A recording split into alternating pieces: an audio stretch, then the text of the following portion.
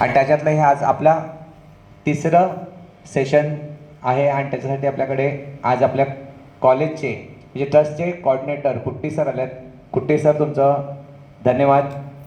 त्याचप्रमाणे आपल्या ज्युनियर कॉलेजचे vice principal Patil sir, Ramesh Patil sir आणि हेमा मॅडम उपस्थित आहेत, त्यांचाही धन्यवाद. त्याचप्रमाणे सर्व कोर कमिटीचे मेंबर्स आणि टीचर्स, त्याचप्रमाणे सर्व विद्यार्थी मित्र मैत्रिणी हो की आताच आलोकने सांगितलं की काय करायला पाहिजे. तर थोडक्यामध्ये मी तुम्हाला आज माहिती देणार आहे. सैन्य भरती फार मोठा सब्जेक्ट आहे, वास्ट सब्जेक्ट आहे. तर त्याच्या जी काही बेसिक इन्फॉर्मेशन आपल्याला लागणार आहे तिथपर्यंत पोहोचण्यासाठी त्याच्याबद्दल मी तुम्हाला माहिती देणार आहे. आपण आता एक व्हिडिओ बघूया.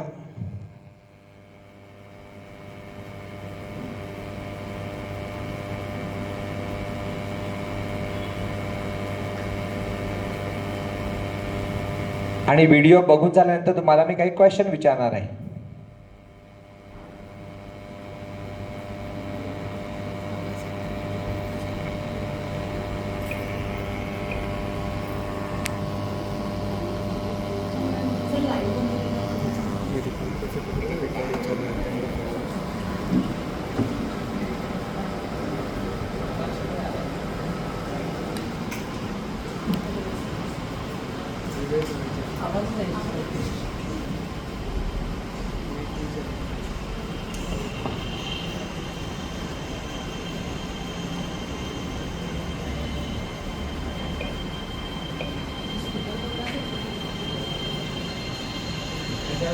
बोलण्याकडे फक्त ते बघायचं आहे.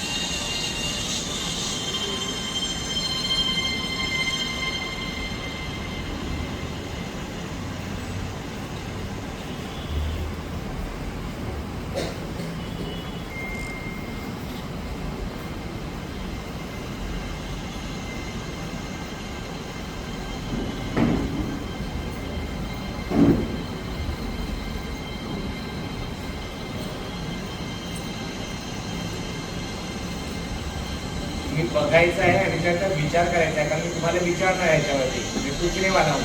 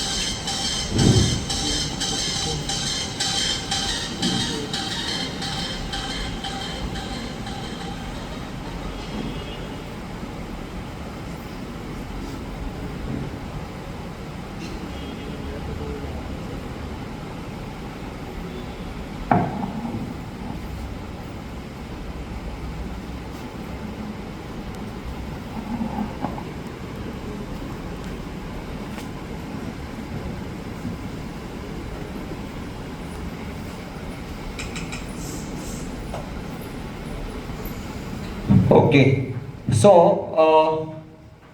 What you observe in this video? काय तुम्हाला कळलं त्या व्हिडिओमधून? काहीतरी स्क्रीनवरती झालं, बरोबर ना? काय तुमचं काय त्याच्यावरती ओपिनियन आहे ते तुम्हाला सांगायचं आहे. कोण सांगणार मला? चला पटापट सांगायचं आहे. कोण नाही सांगणार? बघितलंय ते तर तुम्हाला सांगायचं आहे. तू सांगणार? हा चल. बघितलं ना ते सांगायचं.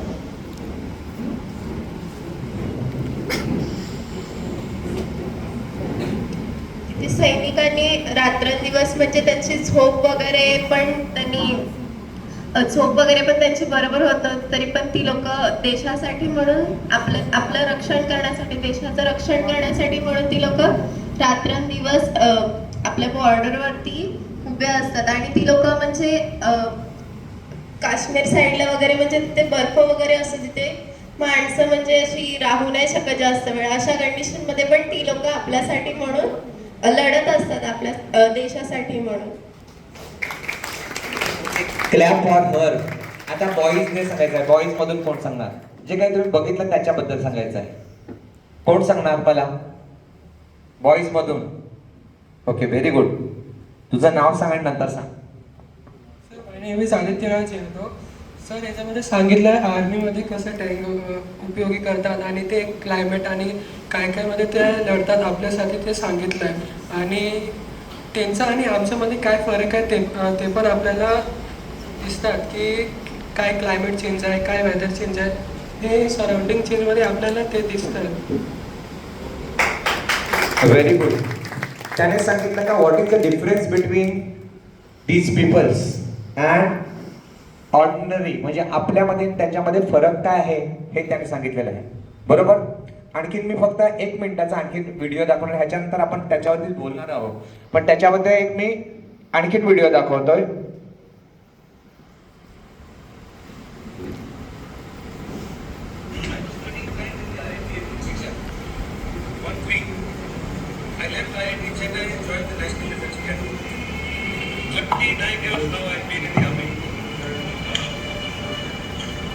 I've been shot and wounded. I have lived a full life. Any other place, any other college, any education may give you a job. The army will give you a life. You can make the choice. Okay, काय सांगितलं त्याने? ऐकला तुम्ही सर्वांनी? Education is something that cannot be stolen, cannot be done. The more you spend, the more it becomes, the more you share, the more it. काय त्या व्हिडिओमध्ये एक छोटासा व्हिडिओ आहे. त्याने काय सांगितलं ऐकलं का तुम्ही? काही ऐकायला आलं नसेल. आलं ऐकायला? काय आलं सांग बरं मला तू.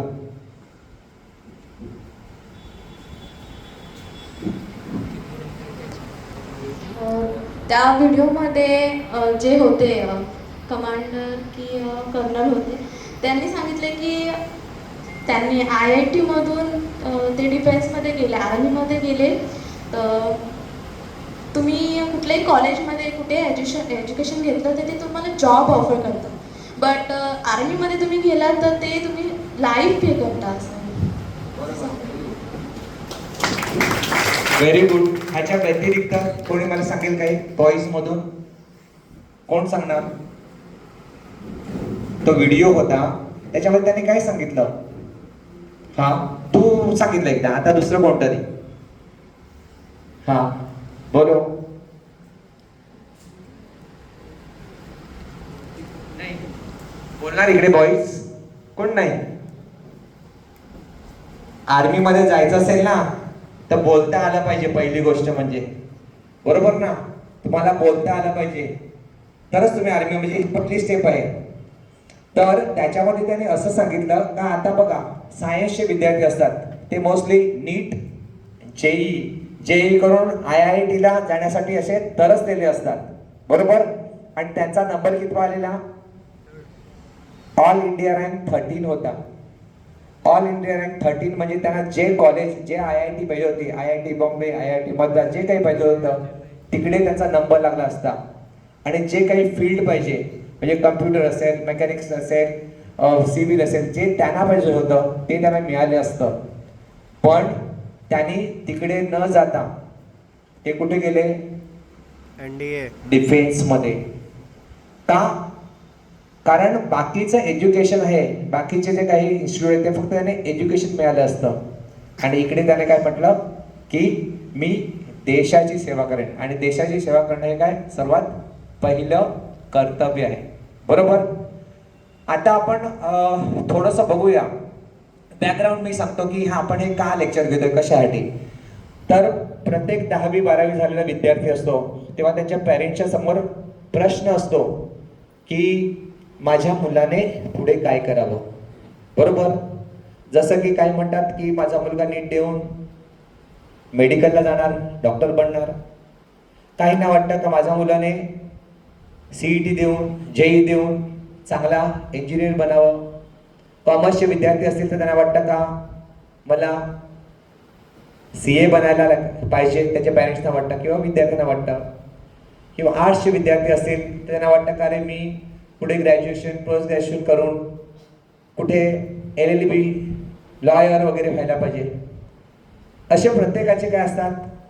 स्वप्न असतात. पण त्या स्वप्नांमध्ये सर्वात महत्त्वाचं जे काही आज आपण फील्ड बघतोय ते कोणतं आहे? तर संरक्षण. संरक्षणाबद्दल तुम्ही काही विचार केलाय का किंवा पॅरेंट्स करतात का? तर ह्याच्याबद्दल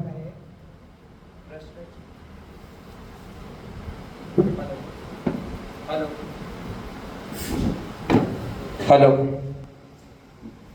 तर किती जणांना अवेअरनेस आहे, किती जणांना माहिती आहे त्याच्याबद्दल? फक्त आपल्याला माहिती असतं का संरक्षण किंवा डिफेन्स एवढंच फक्त माहिती आहे, पण त्याच्यामध्ये कसं जायचं, का जायचं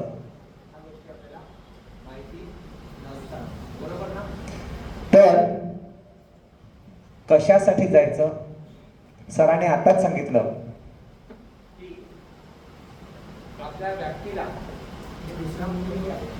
हॅलो हॅलो हॅलो. प्रत्येक व्यक्तीला सुरक्षेची गरज असते.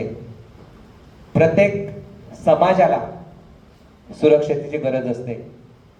प्रत्येक राज्याला सुरक्षेची गरज असते. प्रत्येक देशाला सुरक्षेची गरज असते. आणि ती सुरक्षा कोण प्रोव्हाइड करतं, कोण देतं आपल्याला? संरक्षण किंवा डिफेन्स. बरोबर ना. आज ते आहेत म्हणून आपण इकडे व्यवस्थित बसलेले आहोत. आपण रस्त्याला व्यवस्थित चालतो. आपण रात्री शांतपणे झोपतो. तर ही शांतता टिकवण्यासाठी संरक्षण दल आहेत ते फार मोठी जबाबदारी त्यांच्यावरती आहे.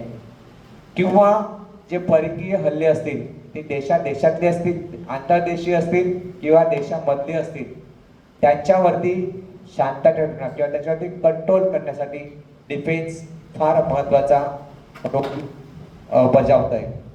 मग ह्या जर डिफेन्समध्ये जायचं असेल तर डिफेन्समध्ये आपल्याला फक्त दिसतोय का तो सैनिक आहे तेवढंच आहे का?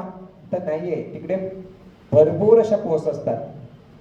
जसं की लेफ्टनंट नसेल, ऑफिसर लेवलला नाही तर लेफ्टनंट असेल, कर्नल असेल, मेजर असेल, जनरल मेजर असतील. बरोबर ना. ह्या पोस्ट आहेतच. त्याच्याबरोबरच हवालदार असतील, नायक असतील, त्याच्यानंतर आणखी खाली गेलं तर शिपाई असतील किंवा नॉन टेक्निकल पण असतात. जिथे जेवण बनवणारे लागतात, जिथे झाडू मारणारे लागतात, जिथे डॉक्टर लागतात, जिकडे आपल्याला काय म्हणू शकतात की पूजा करण्यासाठी पुजारी लागतात. जे हिंदू पुजारी असतील किंवा ख्रिश्चन पुजारी असतील की म्हणजे ख्रिश्चनांचे जे पण धर्मगुरू असतील, जैन असतील, ह्यांना पण मिलिटरीमध्ये म्हणजे डिफेन्समध्ये स्थान आहे. आपल्याला फक्त काय माहिती असतं का? आपल्याला एक कोणते लेफ्टनंट दिसतो किंवा आर्मी नेव्ही एवढंच फक्त माहिती आहे. बरोबर. तर आपण जर बघितलं तर प्रेसिडेंट ऑफ इंडिया कोण आहे? प्रेसिडेंट ऑफ इंडिया सध्या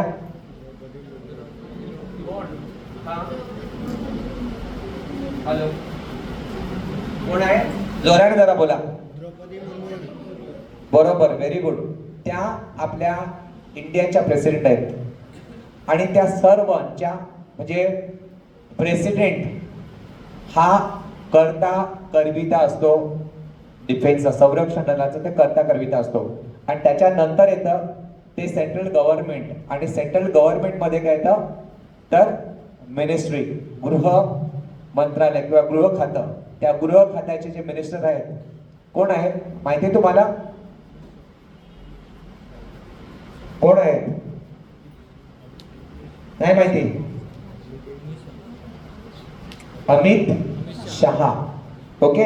आणि त्याच्यानंतर म्हणजे डिसिजन पॉवर असतात, डिसिजन हे त्यांच्याकडे असतात. आणि त्याच्यानंतर आपण बघतो इकडे की मिनिस्ट्री ऑफ डिफेन्स, त्यानंतर चीफ डिफेन्स स्टाफ, त्याच्यामध्ये एअर फोर्स येतं, त्याच्यानंतर इंडियन आर्मी आणि इंडियन नेव्ही अशा 3 मध्ये त्याचं विभागणी केलेली आहे. आणि त्याच्यानंतर पॅरा फोर्स, जसं त्याने सांगितलं कमांडो वगैरे हे लोक त्याच्यामध्ये येतात. ओके. तर आता जर आपण बघितलं की इथे जर तुम्हाला जायचं असेल तर तुम्हाला काय करायला पाहिजे, तर पहिली एक्झाम आहे ती NDA म्हणजे national defence academy. National academy तुम्हाला जे मी तुम्हाला आता जी पदं सांगितली, जसं असेल लेफ्टनंट असेल किंवा मेजर असेल किंवा कॅप्टन असेल, तर त्याच्यासाठी तुम्हाला ही एक्झाम द्यायला लागते. That is national defence academy. आपल्या महाराष्ट्रामध्ये पुण्याला आहे. ते 2 वर्षातून 2दा त्याचे फॉर्म निघतात.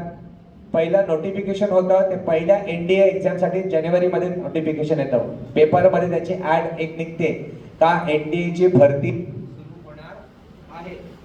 तर त्याच्यासाठी तुम्हाला जानेवारीमध्ये नोटिफिकेशन येईल. तुम्ही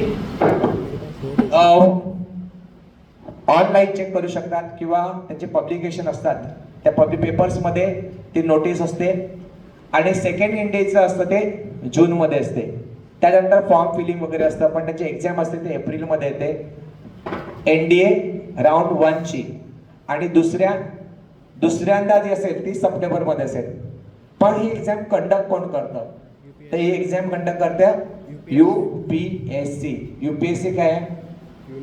युनियन पब्लिक सर्व्हिस कमिशन.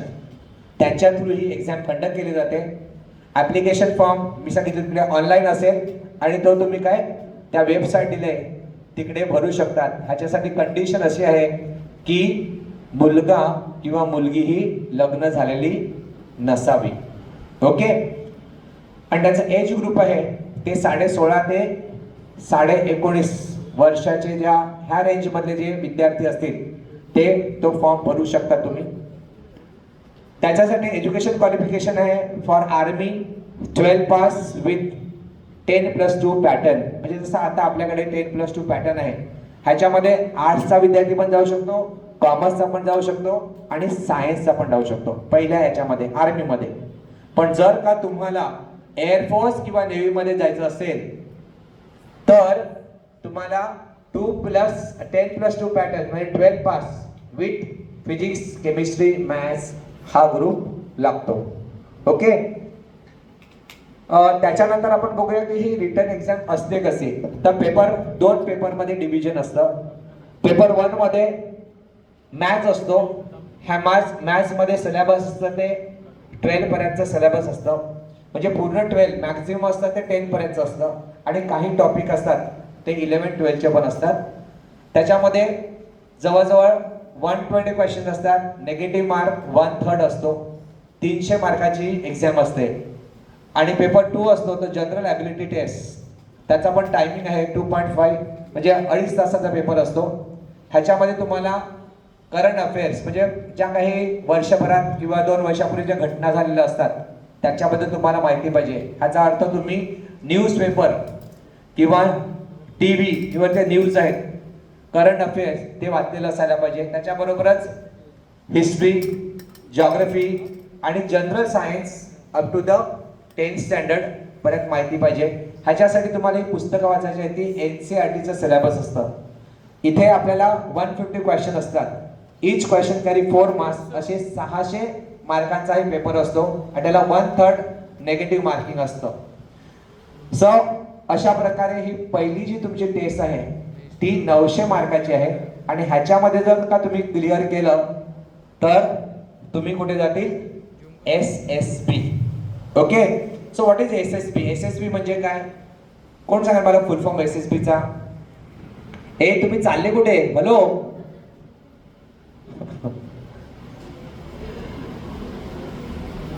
कुठे चालले तुम्ही?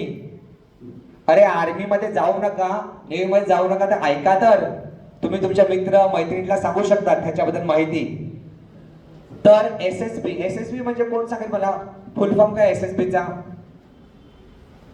आताच सांगितला, अलोकने सांगितलं ना SSB चा फुल फॉर्म काय आहे. फुल फॉर्म सांगा बरं मला, माहितीये कोणाला? अरे हो की नाही? कौन सांगणार? आलोक फिर से रिपीट कर. SSB का फुल फॉर्म. SSB क्या होता है? बोलो उधर से. हाँ, बॉर्डर नहीं, SSB का फुल फॉर्म है. SSB. S for short, S for selection, B for board.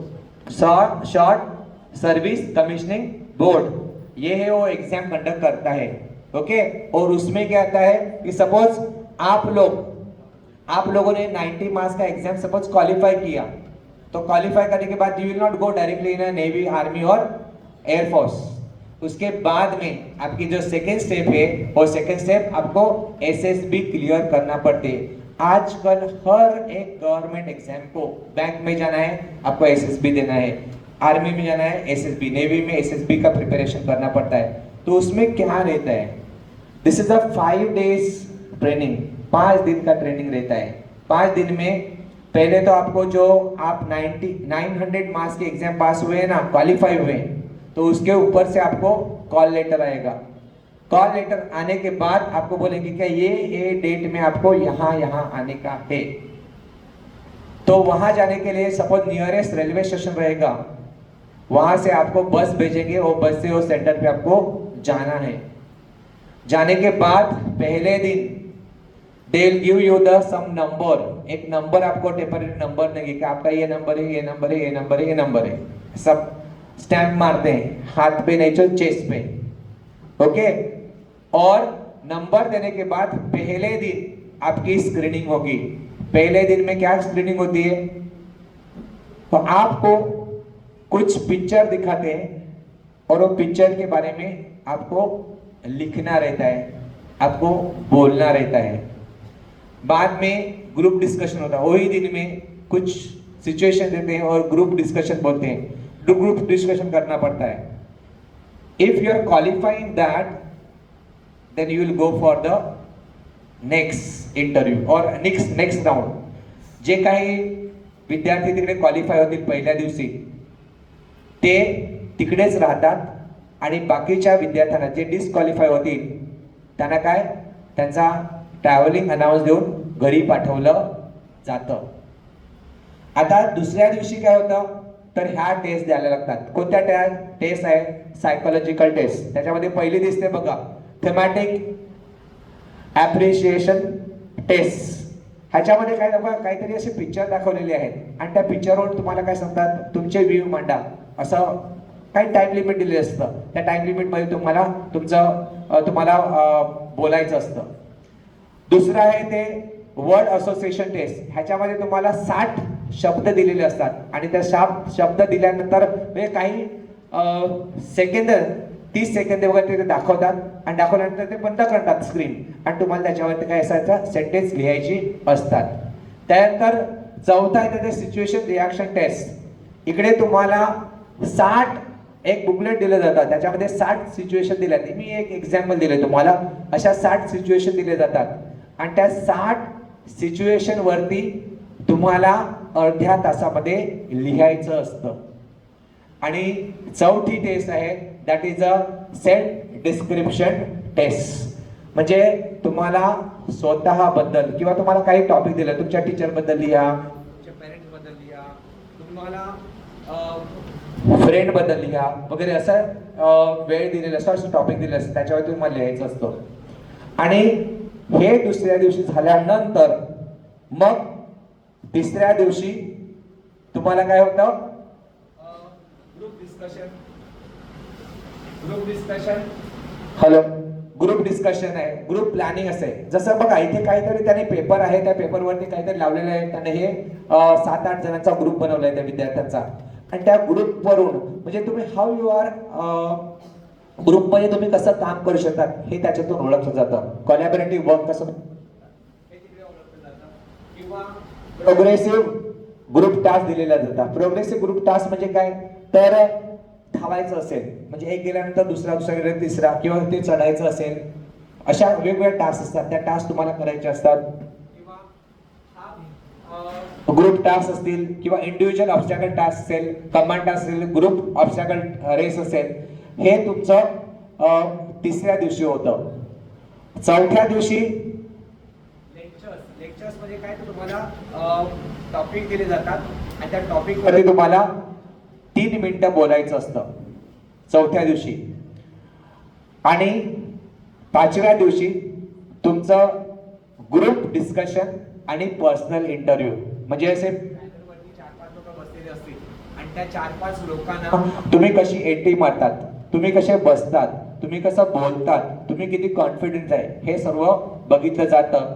आणि त्याच दिवशी संध्याकाळी कॉन्फरन्स रूम, त्याच दिवशी कॉन्फरन्स रूम मध्ये काय केलं जातं, तुमचा रिझल्ट डिक्लेअर केला जातो. तुम्हाला माहिती असेल, आपल्याला खूप आनंदाची गोष्ट आहे की पुण्याची ऋतुजा नावाची मुलगी 2-3 दिवसापूर्वी NDA रिझल्ट लागलेला आहे आणि ती पूर्ण भारतामध्ये कितवी आले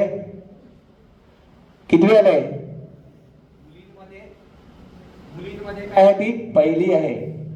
आणि पूर्ण जनरल जर बॉईज आणि गर्ल्स मध्ये घेतलं तर ती 3री रँक वरती आहे. तर तिच्याबद्दल मी थोडंसं माझ्या बाबांची खूप इच्छा होती. तिचे बाबा आहेत ते कॉलेजमध्ये प्राध्यापक आहेत आणि त्यांना तेव्हा डिफेन्स मध्ये जायचं होतं, पण ते जाऊ शकले नाही. तर त्यांची इच्छा त्यांनी त्याच्या मुलीला व्यक्त केली का मी नाही केलं तर तू तरी करावं. आणि तिने 9th मधून त्याची ट्रेनिंग घेतली. आज ती NDAची एक्झाम ती क्वालिफाय झाली. तिने एक इन्सिडेंट सांगितलाय की जेव्हा जी कॉन्फरन्स 5व्या दिवसाला SSB चे 5व्या दिवशी, त्या दिवशी कोई तो रहेगा बोला इलेक्ट्रिशियन. तर त्या दिवशी तिच्या 5वा दिवस होता ना, 5व्या दिवशी जेव्हा त्याच्या कॉन्फरन्स मध्ये सर्व बसवलेले, तेव्हा ते ऑफिसर्स लोक होते, ते ऑफिसर्स काय करायचे की एकेकाचा नंबर, ज्याचे नंबर दिलेले असतात पण ते घेत होते. नंबर 1 घेतला, नंबर 2 घेतला, नंबर 5, 10. हॅलो आवाज येतो तुम्हाला लास्ट पर्यंत? अरे सोनो तर त्याने काय सांगितलं म्हणजे तिचा डिक्लेअर करत होते. नंबर 1 डिक्लेअर केला, नंबर 2 केला, नंबर 5 केला, नंबर 10 केला, नंबर 20 केला, 50 वगैरे असे नंबर त्यांनी डिक्लेअर केला. तिचा नंबर होता तो 3 नंबर होता. आणि जेव्हा तिला असं कळलं अरे 1 पण झाला, 2 पण झाला, माझा नंबर तर आलाच नाही, तर ती लगेच तिच्या माइंड मध्ये काय झालं की अरे एवढी मी 2 वर्ष मेहनत केली का 3 वर्ष मेहनत केली आणि ती अशी एकदम काय म्हणतात केलं की सर्व पास आठवत होता. आणि जेव्हा अनाऊन्स केलं की 3 नंबर पण सिलेक्ट केलेले आहे आणि तेव्हा त्यांना समोरच बोलवतात आणि विचारतात की तुझं जन्मतारीख काय, तर तिला तिच्या हातामध्ये कागदपत्र होती आणि तिला ती जन्मतारीख पण सांगू शकत नव्हती. म्हणजे किती ती ट्रॉमा मध्ये गेली असेल बघा. आणि त्याच्यानंतर ती परत आली तर आणि तेव्हा तिला आनंद झाला होता आणि त्याच्यामुळे ते पण सांगू शकत नव्हती. ही आताची 2 दिवसापूर्वीची घटना आहे. ओके, म्हणजे जर का तुम्हाला ऑफिसर्स म्हणजे कर्नल व्हायचं असेल, मेजर व्हायचं असेल, त्याच्यानंतर ते पोस्टिंग केलं तर वेगवेगळ्या अशा पोस्ट होतात आणि लास्टची पोस्ट असते मार्शल असते. ते मार्शल पोस्ट पर्यंत जायचं असेल तर तुम्हाला ही अशा पद्धतीने ह्या एक्झाम घेतल्या जातात, त्याचं तुम्हाला प्रिपरेशन केलं पाहिजे. ह्या प्रिपरेशन केलं तर इथे काही डिफिकल्ट नाहीये, पण आपण ते प्रिपरेशन करत नाही किंवा आपल्याला ह्या गोष्टी माहिती नाहीत. आपल्याकडे आज मोबाईल आहे, पण त्या मोबाईलचा वापर आपण कशासाठी करतो? फक्त व्हॉट्सअप, इंस्टाग्राम आणि स्नॅपचॅट ह्याच्यासाठीच करतो. ह्याचा जर तुम्ही व्यवस्थित वापर केला तर डेफिनेटली विल सी, तो जसा आलोक आज सिलेक्ट झालेला तसं तुम्ही पण नक्कीच सिलेक्ट होऊ शकता. डिफिकल्ट असं काहीच नाहीये. दुसरा ग्रुप आर्मीमध्ये जाऊ शकतात, हे ऑफिसर लेवलचं सांगितलं, ते म्हणजे इंडियन आर्मी अग्निवीर. आताच अग्निवीर हा कॉन्सेप्ट मोदी सरकारच्या काळामध्ये आलेला आहे आणि त्याच्यामध्ये काय आहे की सिलेक्शन झाल्यानंतर त्याला 4 वर्षाचं ट्रेनिंग मिळतं, जॉब मिळतो आणि 4 वर्षानंतर तो काय होतो? रिटायर्ड होतो. पण 4 वर्ष रिटायर झाल्यानंतर त्याला जवळजवळ 15 ते 20 लाख रुपये मिळतात आणि त्याचबरोबर त्याला महिन्याला पण जवळजवळ 30 ते 40 हजार एवढी सॅलरी मिळते. म्हणजे महिन्याला 30 ते 40 हजार सॅलरी मिळतेच, पण त्याचबरोबर जेव्हा तो रिटायर होईल 4 वर्षाने तेव्हा पण त्याला जवळजवळ पेन्शन मिळते. पेन्शन म्हणजे लमसम अमाऊंट मिळते, जेणेकरून तो विद्यार्थी आहे तो काय करेल, त्याचा बिझनेस असेल किंवा काही करू शकेल. पण त्याचबरोबर 25% विद्यार्थी, त्याच्यातले विद्यार्थी हे तिकडे ॲब्झॉर्ब पण केले जातात. म्हणजे 25% 100 लागले तर त्याच्यातले 25 तर विद्यार्थी नक्कीच घेणार परमानंट कमिशन म्हणून आणि 75% ना ते म्हणजे परत पाठवतात. पण ते पण तुम्ही वेगवेगळ्या ठिकाणी जॉब करू शकतात, बरोबर. मग आता ह्याच्यासाठी काय प्रक्रिया आहे? तर ह्या वर्षी ऑलरेडी आपल्याकडे म्हणजे जे जीवदानीचं मैदान आहे बघा, तिकडे 10 दिवसाचं ते ट्रेनिंग होतं. मग ह्याच्यासाठी तुम्हाला वेगवेगळ्या कॅटेगरीज आहेत. पहिलं काय आहे तर Agniveer general duty, all arms म्हणजे काय? आर्मी, नेव्ही आणि एअरफोर्स मध्ये. त्याच्यानंतर आहे ते Agniveer general duty women's, military police. त्याच्यानंतर आहे general technical for all arms, टेक्निशियन्सची पोस्ट असतील अग्निवीर.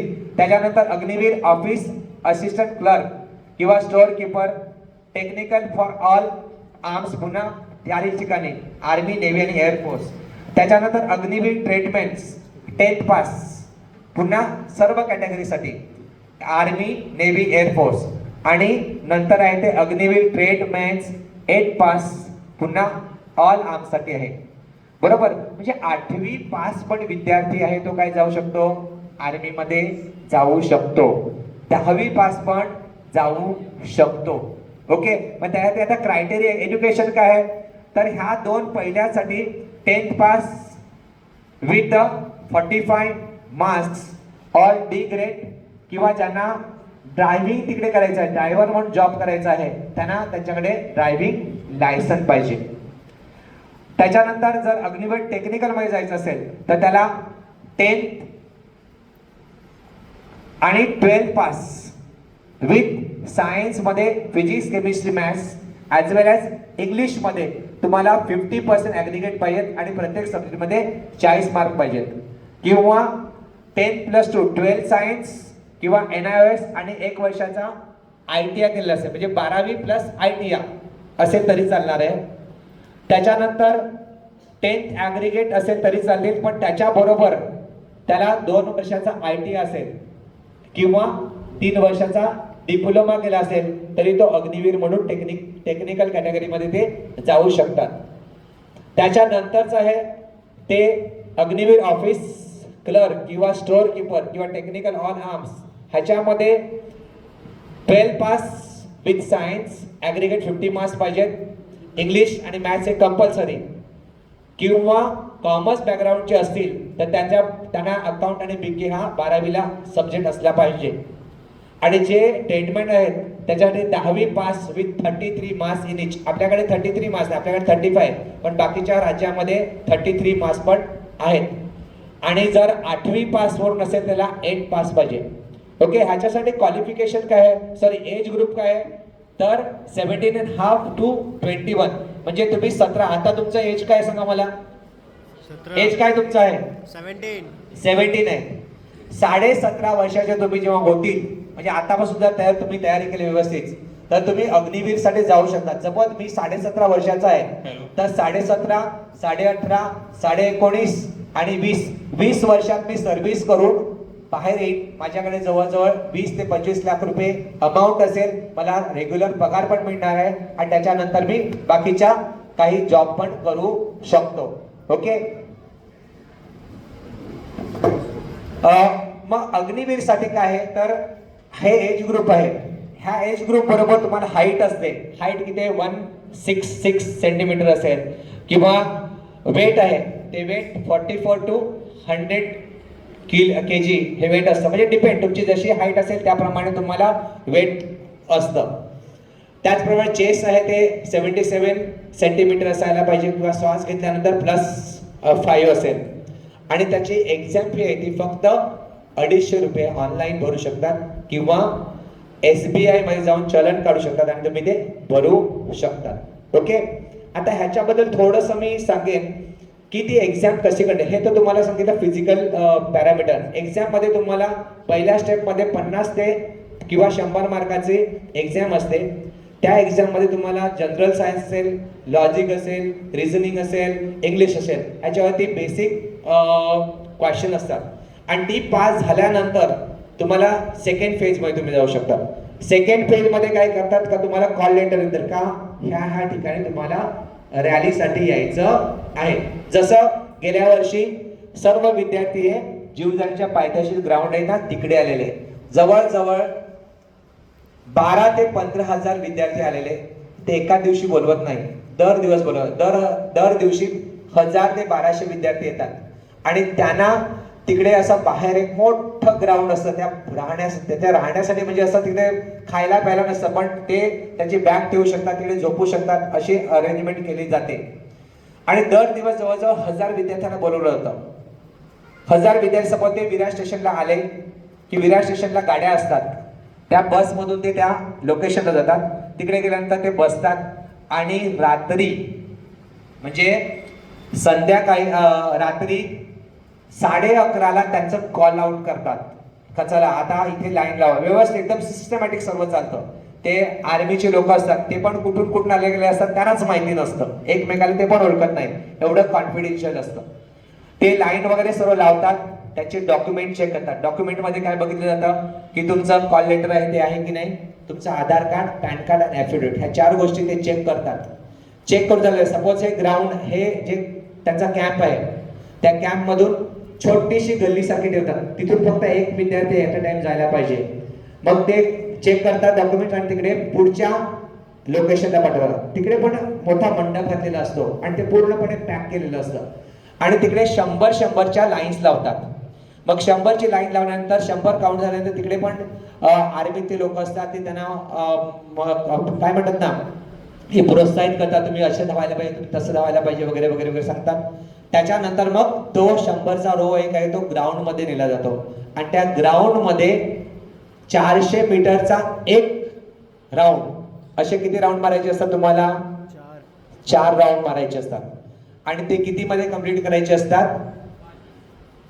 5 मिनिटच्या आतमध्ये जर आले तुम्ही 5 मिनिट 25 सेकंड वगैरे तर तुम्हाला ए ग्रुप मध्ये घेतलं जातं. तेव्हा तुम्हाला 60 मार्क्स मिळतात. आणि जर का तुम्ही 25 मिनिट्स टू 45 सेकंडच्या मध्ये असतील, 5 मिनिटं आणि तेवढे सेकंड असाल, तुम्हाला दुसऱ्या ग्रुपमध्ये घेतलं जातं. त्याला 48 मार्क्स असतात आणि बाकीच्यांना काय करतात? रिजेक्ट करून टाकतात. मग रिजेक्ट केलेल्या लोकांना तिकडे परत ग्राउंडवरती एका ठिकाणी बसवतात, सिलेक्ट केलेल्या एका ठिकाणी बसवतात. मग सिलेक्ट केलेले जे असतात त्यांना त्यांच्या बॅगा पण अशा सिस्टीममध्ये लावलेल्या असतात, त्या बॅगा घालून लावतात आणि त्यांना पुढच्या प्रोसिजरसाठी लावतात आणि त्याच्यानंतर ते रिजेक्ट केलेले आहेत त्यांना बाहेर काढलं जातं. मी तुम्हाला एक प्रश्न इथे विचारतो, जे रिजेक्ट केलेले त्यांना नंतर का बाहेर पाठवलं जातं? त्यांना पहिलं का नाही पाठवलं जात असेल सांगा बरं, का असं? जे सिलेक्ट झाले त्यांना पहिलं प्राधान्य दिले असं, त्यांना पहिल्या त्यांच्या बॅगा आहेत त्या घेऊन ना पुढे जायला सांगितलं जातं आणि जे रिजेक्ट केले जातात त्यांना नंतर. असं का असेल? असं का तर जे काही रिजेक्ट झालेले असतात ना त्याच्यामध्ये राग असतो, द्वेष असतो आणि ते काढण्यासाठी काय करू शकतात? त्या बाकीच्या बॅगा पण ते घेऊन जाऊ शकतात. त्या बॅगमध्ये काही पण असू शकतात ना, म्हणजे चांगल्या काही गोष्टी असतील तर त्या न व्हायला पाहिजेत म्हणून पहिले जे सिलेक्ट झाले त्यांच्या ते बॅगावचं, कारण ते खुश आहेत त्याच्यामुळे ते त्यांचीच बॅग घेऊन जाणार. पण जे रिजेक्ट झाले ते कोणाची पण बॅग घेऊ जाऊ शकतात, एवढं डिसिप्लिन असतं. आणि त्याच्यानंतर गेल्यानंतर जे सिलेक्ट झालेले आहे ते तर पुन्हा बसमध्ये जाऊन प्लॅटफॉर्मवरून घरी जातील. आणि जे सिलेक्ट झालेले आहे त्यांना पुढचं प्रोसिजर असतं. तर पुढचं काय प्रोसिजर असतं, पुढचं काय प्रोसिजर असतं तर त्यांनी आता ते धावून झालेलं आहे त्यांना पुढचं प्रोसिजर असणार आहे की त्यांचं डॉक्युमेंटेशन म्हणजे त्यांचे थम्स आणि आय स्कॅन केले जातात आणि पूर्ण डॉक्युमेंट चेक केले जातात. डॉक्युमेंटमध्ये जर तुमचं काही फेक असेल ते पण तिकडे बघितलं जातं. एका मुलाने फेक डॉक्युमेंट आणलेले त्याला लगेच रिजेक्ट केलं आणि त्याला पोलीसमध्ये पाठवून दिलं. एका मुलाने काहीतरी त्याच्यावरती केस होती म्हणजे काहीतरी रेपचा त्याच्यावरती गुन्हा होता आणि तो आलेला ते पण लगेच स्कॅन केल्यानंतर लगेच दिसतं. त्याच्यामुळे तुमच्यावरती काही गुन्हा असेल तुम्ही जर काही फेक केलं तर लगेच आयडेंटिफाय केलं जातं. आणि ते झाल्यानंतर कुठे तुम्ही जातात तर इकडे that is beam pool. Beam pool म्हणजे तिकडे पुन्हा पुढचे इथे बसवलं जातं. तिकडे तुम्हाला पुलस मारायला लावतात. जर का तुम्ही 10 पुलस मारल्या तर तुम्हाला 40 मार्क मिळतील. जर 9 33 मार्क, 8 27 मार्क, 7 21, 6 16 असे मार्क दिले जातात. त्याच्यानंतर लगेचच पुढे काय केलं जातं तुम्हाला लांब उडी मारायची. लांब उडी ही क्वालिफाय त्याची किती असायला पाहिजे तर 9 फीट एवढं तुमचं डिस्टन्स तुम्ही ते कव्हर करायला पाहिजे तरच तुम्ही क्वालिफाय. आणि त्याच्यानंतर ते असं झिगझॅग असतं बघा, त्या झिगझॅग वरती तुम्हाला काही आधार न करता असं चालायचं असतं. ते पण त्याला मार्क नाहीत पण ते तुम्ही क्वालिफाय. सपोज मी सर्व रिटन टेस्ट पास झालो, मी रॅली पण कव्हर केली, पण तिकडे जर मी पडलो चालता जर मी पडलो तर यू विल बी डिस्क्वालिफाय. बरोबर. आणि हे झाल्यानंतर हे जवळजवळ रात्री 6 वाजेपर्यंत सर्व होतं. म्हणजे तुम्ही 12 वाजता सुरू करतात ना तर पहाटे 6 वाजेपर्यंत हे संपतं. आणि त्याच्यानंतर सकाळी 7 वाजता जे पण हे सर्व कंप्लीट करतील ही पूर्ण प्रोसिजर त्यांना त्यांच्याकडे जे डॉक्युमेंट असतात ती डॉक्युमेंट व्हेरिफिकेशनला लागतात. मग डॉक्युमेंट व्हेरिफिकेशन मध्ये काय काय ते डॉक्युमेंट आपण नंतर बघणार आहोत लास्टच्या स्लाइड मध्ये. तर ती व्हेरीफाय करतात सर्व डॉक्युमेंट ती आहेत की नाही. जर तुम्ही सर्व कव्हर केल्याने एक जर डॉक्युमेंट नसेल तर तुम्हाला 1 दिवस दिला जातो का तुम्ही उद्याला आणून ते सबमिट करा. नसेल तर you will be disqualify. Okay. ते झाल्यानंतर लगेच मग दुसऱ्या दिवशी काय असतं तुमची मेडिकल टेस्ट. दुसऱ्या दिवशी सकाळी 7 वाजता तुम्हाला मेडिकल टेस्टला बोलवलं. त्यांचे डॉक्टर असतात ते तुमचं सर्व काही गोष्टी चेक करतात. अंगावरती टॅटू नसायला पाहिजे, सर्व तुमचे ऑर्गन्स आहेत ती व्यवस्थित असायला पाहिजे. बरोबर. जे काही त्यांचे क्रायटेरिया आहेत ते तुम्ही सर्व सॅटिस्फाय केले पाहिजेत. आणि हे सर्व झाल्यानंतर म्हणजे तुमची एक्झाम झाली, तुमची SSB झाली, तुमची फिजिकल झाली, तुमची मेडिकल झाली. ह्याच्यामधून सपोज 100 विद्यार्थी सिलेक्ट झाले तर त्या 100 विद्यार्थ्यांची काय लिस्ट लागते. आणि त्याच्यातून सपोज आपली रिक्वायरमेंट किती आहे 80 ची तर फक्त 80 लोकांना घेतलं जाईल. 20 लोकांनी सर्व प्रक्रिया पूर्ण केले पण ते मेरिट मध्ये बसले म्हणजे मेरिट पण ते लावले पण रिक्वायरमेंट आहे ती फक्त किती 80 चीच आहे. त्याच्यामुळे फक्त 80 घेतले जाईल, 20 ना घेतलं जाणार नाही. आणि ते पुढे क्लेम पण करू शकणार नाही. पुढच्या वर्षी जेव्हा परत रॅली होईल पुन्हा एक्झाम होईल तेव्हा त्यांनी ती पुन्हा द्यायची आहे. समजलंय अग्निवीरचं मी काय सांगितलं तुम्हाला. अग्निवीरचा मेन उद्देश हा आहे का मॅक्झिमम लोकांना म्हणजे मॅक्झिमम जे इंडियन सिटीजन्स आहेत त्यांना डिफेन्स बद्दल माहिती असायला पाहिजे किंवा त्याच्यामध्ये डिसिप्लिन आहे ती लागायला पाहिजे. सो दॅट कुठे पण कधी पण काही झालं फ्युचरमध्ये तर सर्वजण काय त्याच्यासाठी तयारीला असतील, तयार होऊ शकतात. ओके. त्याच्यानंतर आहे ते combined defence service that is CDS. He recruitment आहे ती पुन्हा ऑफिसरसाठी कोणासाठी आहे तर आर्मीसाठी, नेव्हीसाठी, एअरफोर्ससाठी. पुन्हा इथे रिटन एक्झाम कंडक्ट केली जाते SSB थ्रू. इथे आपण जर तुम्हाला आर्मी मध्ये सिलेक्ट झाला तर इंडियन मिलिटरी अकॅडमी देहरादून मध्ये तुम्हाला ट्रेनिंग दिलं जातं. नेव्ही मध्ये जर असेल तर गोव्याला त्याचं ट्रेनिंग असेल. एअरफोर्स मध्ये असेल तर हैदराबाद. आणि ऑफिसर ट्रेनिंग अकॅडमी मध्ये जर तुम्ही सिलेक्ट झाले तर ते चेन्नईला त्याचं ट्रेनिंग होतं. ह्याच्यासाठी तुम्हाला युनिव्हर्सिटीमधून डिग्री म्हणजे BCom असेल, BSc असेल, BE असेल करणं जरुरीचं असतं. त्याचबरोबर जे काही मी तुम्हाला सांगितलं फिजिकल पॅरामीटर आहेत, मेडिकल टेस्ट आहेत, त्या सर्व घेतल्या जातात. इंडिया बरोबरच नेपाळ, भूतान आणि तिबेटची ही लोक ही एक्झाम देऊ शकतात, प्रोव्हाइडेड ते 1 जानेवारी 1962 मध्ये इकडे ट्रान्सफर झालेले असायला पाहिजे. एक्झाम पुन्हा ही पण 2 वेळा होते, एक तर एप्रिलमध्ये होते आणि सप्टेंबरमध्ये होते. सब्जेक्ट आहे त्याचे इंग्लिश, मॅथ्स आणि general ability test, that is GAT. एक्झामची फी आहे 200 रुपये. ऑनलाईन पण भरू शकतात किंवा तुम्ही ऑफलाईन पण भरू शकतात. मी वेबसाईट ऑलरेडी दिलेली आहे की upsc.government.in. सिलेक्शन प्रोसेस आहे तो CDS written exam by UPSC, हा पहिलं क्रायटेरिया. त्याच्यानंतर मग SSB इंटरव्ह्यू आणि नंतर मग मेडिकल टेस्ट. SSB इंटरव्ह्यूचं मी ऑलरेडी तुम्हाला सांगितलं का 5 दिवस कसं चालतं ते, त्याच्यामुळे परत मी आता रिपीट करणार आहे. मेडिकल टेस्टचं पण मी थोडक्यामध्ये सांगितलेलं आहे. आता त्याच्यासाठी वेगवेगळे क्रायटेरिया म्हणजे इंडियन मिलिटरी अकॅडमी असेल तर त्यासाठी एज ग्रुप आहे 19 to 24 इयर्स आणि bachelor degree from any recognised university. जर तुम्हाला एअरफोर्समध्ये जायचं असेल तर एज ग्रुप आहे 20 to 24 आणि त्याच्यासाठी तुम्ही BE असायला पाहिजे किंवा BTech असायला पाहिजे किंवा degree from recognised university with maths आणि फिजिक्स हे सब्जेक्ट असायला पाहिजे. आयदर तुम्ही इंजिनियर असायला पाहिजे किंवा BSc केली असेल तर मॅथ्स किंवा फिजिक्स मधून BSc केलेली असायला पाहिजे. आणि जर नेव्हीमध्ये जायचं असेल तर 19 to 24 years with BTech from recognised university or equivalent.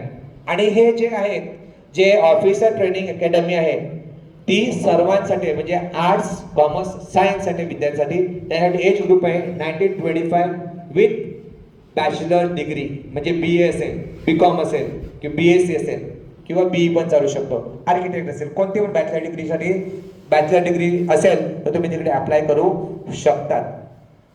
इथे आपल्याला पुन्हा जे मी वरचे सांगितले 3 बरोबर ना, ते त्याच्यासाठी म्हणजे आर्मी, नेव्ही आणि एअरफोर्ससाठी तुम्हाला इंग्लिश 120 मार्क्स असणार आहे 2 तासासाठी. जनरल नॉलेज 120 मार्क्स असेल 2 तास आणि मॅथमॅटिक्स, एलिमेंटरी मॅथमॅटिक्स म्हणजे 10वी पर्यंत मॅथमॅटिक्स हे 2 तासाची असते. पण जर का तुम्ही ऑफिस ट्रेनिंग अकॅडमीसाठी सिलेक्ट केले तर खालची जी सांगितली ज्याच्यामध्ये आर्ट्स, कॉमर्स, सायन्स कोणताही विद्यार्थी ग्रॅज्युएटवाला अपेअर करू शकतो. त्यांना फक्त 2च विषय असतात, इंग्लिश असतं आणि जनरल नॉलेज. 200 मार्कांची एक्झाम असते 2 आवर्सची. ओके. त्याच्यानंतर चौथ्या वेळी तुम्ही सिलेक्ट होऊ शकतात डिफेन्समध्ये, ते आहे टेक्निकल एंट्रीज.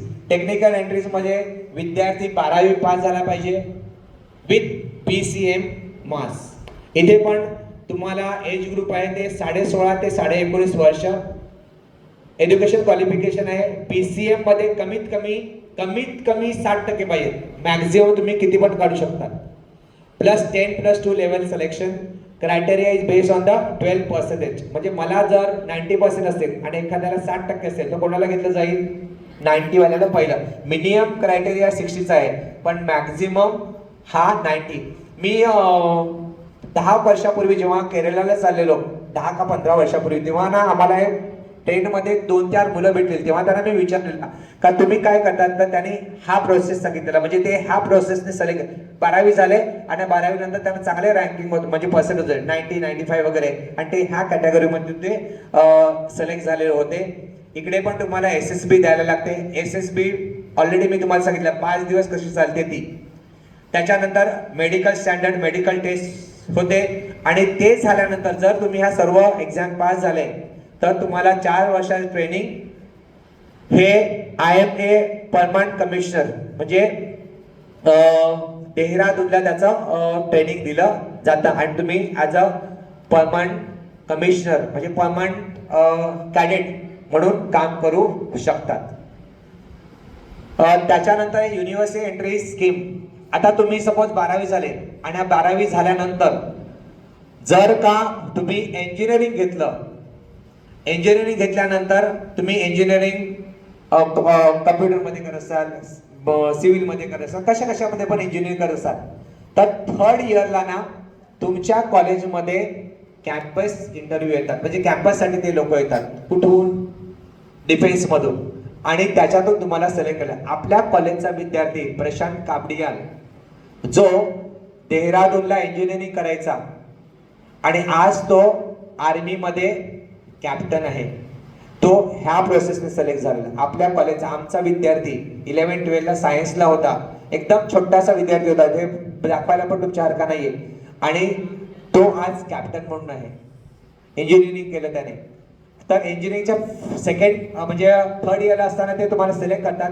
कम्प्लीट झाल्यानंतर तुम्हाला काय द्यायचं असतं, पुन्हा SSB इंटरव्ह्यू द्यायला लागणार आहे, त्यानंतर मेडिकल चेकअप, आणि ते कम्प्लीट जर तुम्ही त्याच्यामध्ये सगळं क्वालिफाय झाले तर तुमचं BE कम्प्लीट झाल्यानंतर तुम्हाला ट्रेनिंग दिलं जातं. कुठे? आर्मीमध्ये, नेव्हीमध्ये किंवा एअरफोर्समध्ये. जसं तुम्ही ज्यासाठी तुम्ही अप्लाय केलं आहे तेथे तुम्ही जाऊ शकतात. त्याच्यानंतर आहे ते NCC स्पेशल एंट्री. तुम्हाला माहिती आहे, सरांनी इम्पॉर्टंट फुल फॉर्म विचारला का NCCचा फुल फॉर्म काय आहे, बरोबर ना? काय फुल फॉर्म आहे? National cadet club. म्हणजे काही ना कॉलेजमध्ये 11वी-12वीला पण NCC असतं, आपल्याकडे नाही, पण वर्त कॉलेजला आहे. आपल्याकडे कधी आहे? 12वी झाल्यानंतर 13वीला गेल्यानंतर तुम्ही NCC जॉईन करू शकतात. पहिलं वर्ष, दुसरं वर्ष, तिसरं A, B आणि C सर्टिफिकेट असतं. तर जर तुम्ही 3 वर्षाचं NCC कम्प्लीट केलं तर तुम्हाला डायरेक्ट रिटर्न एक्झाम द्यायची गरज लागत नाही.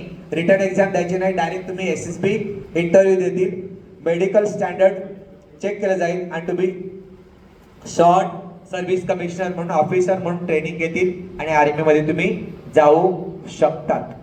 बघा कितीतरी किती. आता बघा, तुम्हाला 10वीला सांगितलं, तुम्ही सांगतील का मी तर 10वी झालो, आता काय करू सर, आता तुम्ही 12वीत आहेत, पण त्याच्यानंतर पण कितीतरी संधी आहेत. त्या जर आपल्याला माहिती असतील तर नक्कीच तुम्ही त्याचं सोनं करू शकता.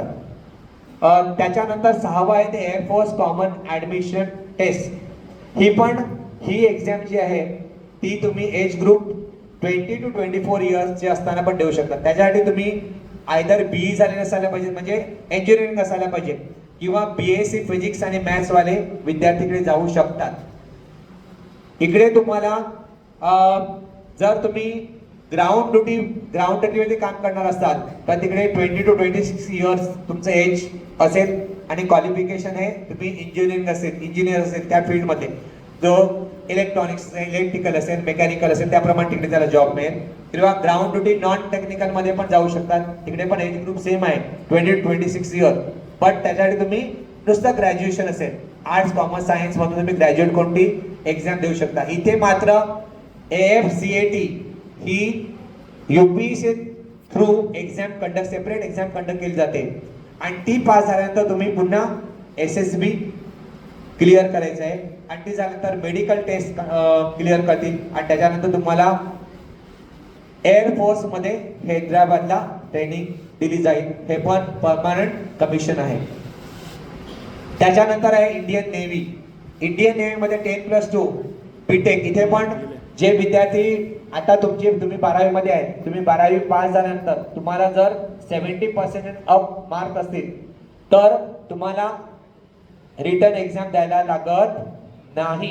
डायरेक्ट तुम्ही काय करतात, SSB इंटरव्ह्यू, जी 5 दिवसाचं ट्रेनिंग मी ऑलरेडी सांगितलं कसं असतं, ते क्लिअर करायचं आहे. ते क्लिअर केल्यानंतर तुमचं मेडिकल होईल, आणि मेडिकल झाल्यानंतर तुम्ही इंजिनियर म्हणून तिकडे जॉब करू शकता.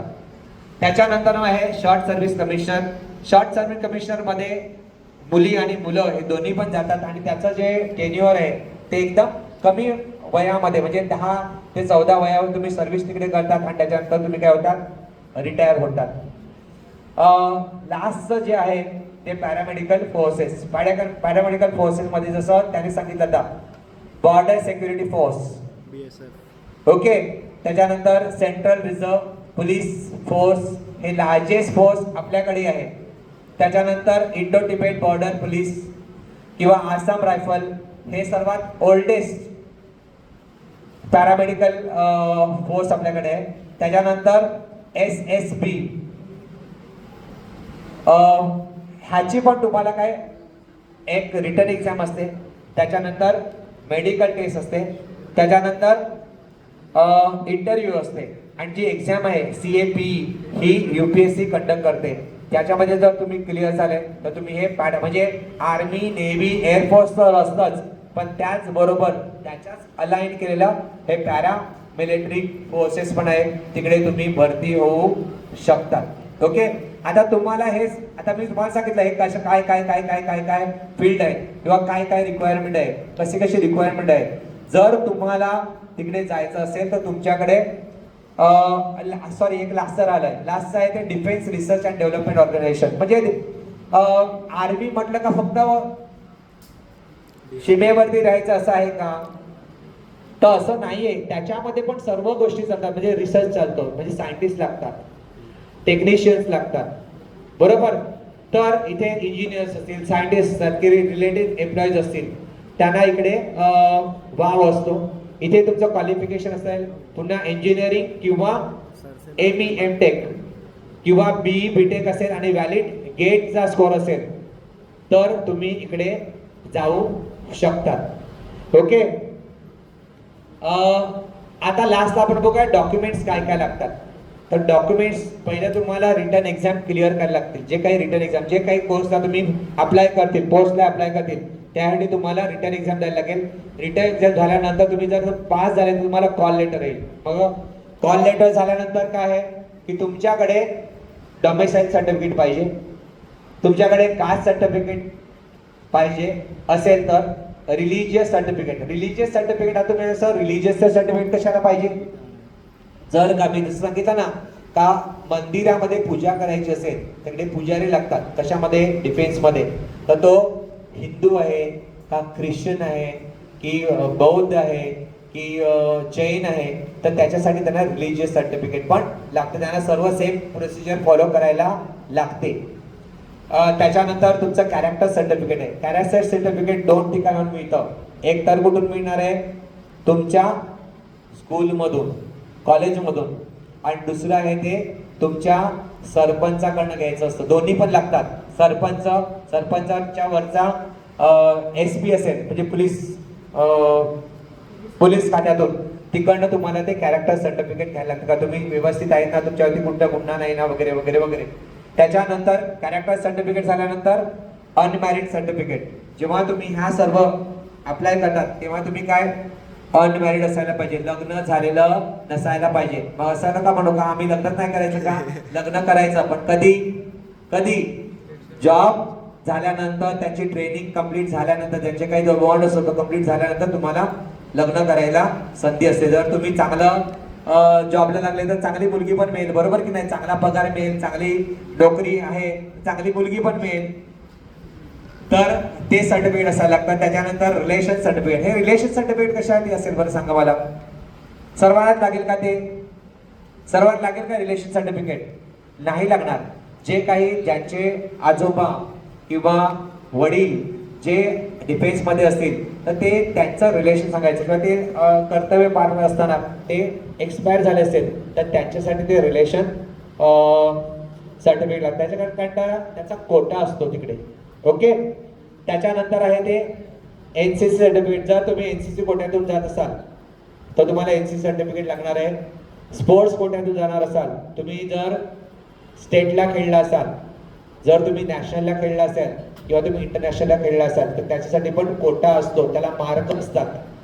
तर ते मार्क त्याच्यामध्ये इन्क्लूड केले जातात. जेव्हा ते एक्झाम घेतल्या जातात ना त्याच्यामध्ये तुम्हाला एक्स्ट्रा बेनिफिट मिळतो. पण हे सर्टिफिकेट कधीच असायला पाहिजे? तुमचं लास्ट 2 इयर्सचं. तुम्ही सांगाल का मी 5वी मध्ये होतो आणि मी नॅशनल खेळलं, तर चालणार नाही. लास्ट जे किंवा तुम्ही जॉईन करणार त्याच्या 2 वर्ष अगोदरचं पाहिजे. त्याच्यानंतर पॅन कार्ड सर्वांकडे असतं. आधार कार्ड आहे आणि ॲफिडेविट सर्टिफिकेट ऑन ते 10 रुपयाच्या स्टॅम्प पेपरवरती नोटरी केलेलं एक वकिलाने लिहिलेलं असतं का ह्याच्यामध्ये काही झालं तर मी जबाबदार असेल, असं तसं एक ॲफिडेविट सर्टिफिकेट असतं, ते लागतं. ओके, ह्या सर्व डॉक्युमेंट्स हे सर्व डॉक्युमेंट लागतात. मोस्टली इथे काय असतं तुम्हाला पॅन कार्ड, आधार कार्ड, तुमचं कॉल लेटर आणि ते ॲफिडेविट आहेत ना ते जनरल कॅटेगरीसाठी लागतात. पण बाकी जे रिझर्वेशन आहेत त्याप्रमाणे तुम्हाला हे डॉक्युमेंट्स जमा करायला लागतात. ओके. कारण कसं होतं तर काही आम्ही बघितलंय तिकडे मुलं येतात आणि कॉल लेटरच घेऊन आलेले, मग त्यांना तिकडे मशीन असते आतमध्ये, मग त्यांना त्याचा तो नंबर टाकायला लागतो, मग ते स्कॅन करतात, मग त्याच्यासाठी वेळ जातो, बरोबर ना. तर तुम्ही जर तिकडे जातात तर तुमच्याकडे सर्व डॉक्युमेंट्स काय तुम्ही रेडी पाहिजे. ओके.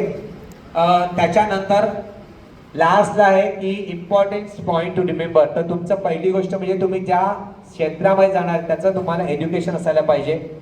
तुम्हाला फिजिकल स्टँडर्ड म्हणजे तुम्ही सांगा मला आर्मीमध्ये जायचं आहे पण मला धावायचं नाहीये, मला माझ्या व्यायाम करायचा नाही, तर आर्मीमध्ये जातील का?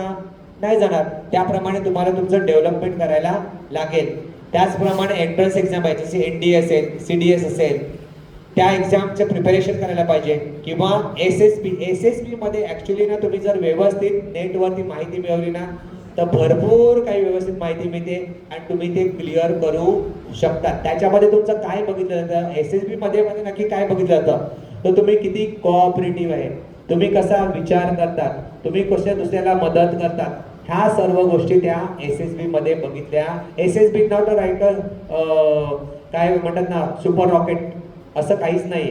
तर ह्या गोष्टी सर्व तुमच्या तुम्ही कसा विचार करता, तुम्ही पॉझिटिव्ह थिंकिंग कसं करता, तुम्हाला एखादी सिच्युएशन दिली असेल तुम्ही कशी हँडल करतात, ह्याच्याबद्दल फक्त SSB असते. ओके. आणि त्याच्यानंतर मेडिकल स्टँडर्ड जे काही मेडिकल स्टँडर्ड त्यांचे आहेत तिथे तुम्ही ते तुम्हाला बसले पाहिजे. आणि लास्टला मी बघा तुम्हाला जर जॉईन करायचं असेल तर तुम्हाला ती वेबसाईट दिलेली आहे, त्या वेबसाईटवरती तुम्ही कंटिन्यू जाऊन बघायचं आहे का आता कोणाचं नोटिफिकेशन निघालेलं आहे का, NDAचं निघालं आहे का, CDAचं निघालेलं आहे का, अग्निवीरचं निघालं आहे का, सर्व ते एका ठिकाणी तुम्हाला मिळतील. ते व्यवस्थित भरायचा फॉर्म भरायचं, त्याचं प्रिंटआउट काढून ठेवायची आहे आणि बाकीचं प्रिपरेशन करायचं आहे. बघा आपल्याला करायचं तर भरपूर असतं, बरोबर ना, पण मेहनत करायची नाही नसते. स्वामी विवेकानंदाने सांगितलंय की जर तुम्हाला तुमचं जे गोल आहे, जे तुमचं ध्येय आहे ते जर तुम्हाला अचीव करायचं असेल तर तुम्हाला काय केलं पाहिजे, काय केलं पाहिजे, मेहनत केली पाहिजे. रात्र आणि दिवस मेहनत. जसा तो अलोक बघा तो त्याने सांगितलं का मी रात्री म्हणजे पहाटे 1:30 वाजता उठून ना ग्राउंड वरती जातो, त्यानंतर कॉलेजला येतो, पुन्हा 3 वाजता तिकडे उन्हा तानामध्ये म्हणजे तुम्हाला तुमच्याकडे एकच फक्त फोकस पाहिजे. काय फोकस पाहिजे? फक्त आणि फक्त मला कुठे जायचं आहे ना ते तुम्हाला दिसलं पाहिजे, तरच तुम्ही काय ते अचीव करू शकता. नाही तर फक्त आपण बोलतो आणि त्याच्या रिलेटेड काहीच करत नाही तर ते शक्य नाही. ह्या जगामध्ये एकही गोष्ट अशी अशक्य नाहीये, पण प्रोव्हाइडेड तुम्ही तेवढं डेडिकेटली, तुम्ही तेवढी फोकसने मेहनत केली तर तुम्ही तुमचं गोल अचीव करू शकता. तुम्ही आज इकडे आले आणि तुम्ही ऐकलं, बघा प्रत्येक जण जायला तसं नाहीये, पण तुम्हाला ऍटलिस्ट यू शुड नो का आपल्याकडे डिफेन्स मध्ये काय असतं, कसं चालतं ह्याच्याबद्दल तरी माहिती असायला पाहिजे, जी तुम्हाला नाही उपयोगी करण्याची पडेल पण तुमच्या रिलेटिव्हला तुम्ही सांगू शकता, तुमच्या फ्रेंड्सना तुम्ही सांगू शकता, तुमच्या आजूबाजूला तुम्ही सांगू शकता. जसा एखादा विद्यार्थी असेल तर त्याला तुम्ही गाईड तर करू शकतात ना थोडीशी माहिती देऊन ना. तर ते हे त्याचं एम होतं ह्या सेशनचं. Okay. So thank you very much. तुम्ही नीट ऐकलं आणि मला माहिती आहे की ह्याच्यातून तुम्हाला काहीतरी शिकले असाल तर ते तुम्ही पुढे वापरायचं आहे. Thank you very much. आता जर तुम्हाला काही ऐका जरा, तुम्हाला जर काही क्वेश्चन असेल तर तुम्ही क्वेश्चन विचारू शकतात. माझ्या परीने मला जेवढं माहिती आहे ते असेल तर मी तुम्हाला सांगू शकेन, नसेल तर मी फाइंड आउट करेन आणि तुम्हाला सांगेन, पण सांगेन जरूर. चला, कोणाला काही विचारायचं आहे?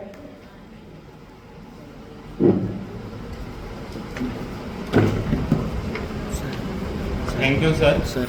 सर त्या लॉटमध्ये ज्या भरत्या निघतात ना आर्मीसाठी, तर ते आपल्याला समजणार कसं की आता या प्लेसवर भरती आहे किंवा मग आता म्हणजे आता जीवदानीच्या टेम्पलचे ते भरती निघाली किंवा बाहेर आहे, ते समजणार कसं सर आपल्याला? Very good question. आपल्याला हेच माहिती नसतं का ह्या भरत्या निघतात, त्या निघतात कधी. तर त्याच्यासाठी मी तुम्हाला इकडे वेबसाईट दिलेली आहे. कोणती वेबसाईट आहे? joinindianarmy.nic.in. ह्या वेबसाईट वरती तुम्हाला सर्व माहिती मिळेल. ओके, समजलं काय सांगितलं? कोणती आहे? joinindianarmy.nic.in.